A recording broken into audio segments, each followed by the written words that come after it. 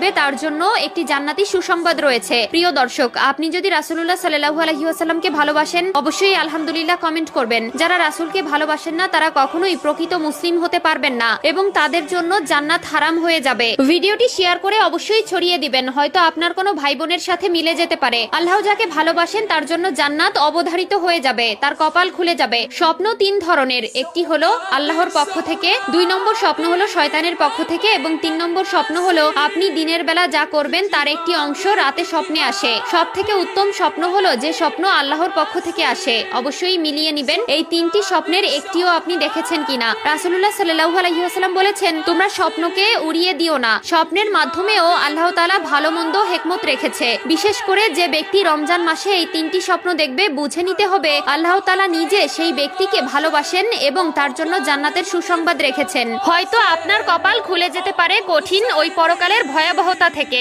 1 নম্বরে, আপনি যদি স্বপ্নে দেখেন আপনি কোরআন তেলাওয়াত করছেন, বুঝে নিবেন সেই স্বপ্ন আল্লাহর পক্ষ থেকে এসেছে। পবিত্র কোরআন ও রমজানের রোজা আল্লাহর দরবারে আপনার পক্ষ হয়ে কথা বলবে। এই স্বপ্ন দেখলে বুঝে নিবেন আল্লাহ তাআলা আপনার উপর প্রচন্ড পরিমাণে খুশি, যার ফলেই আপনি কোরআন স্বপ্ন দেখেছেন। 2 নম্বর স্বপ্নটি একটু বেশি গুরুত্বপূর্ণ। স্বপ্নে যদি দেখেন আপনি গোসল করছেন তাহলে বুঝে নিবেন আল্লাহ তাআলা আপনার উপর খুশি আছেন।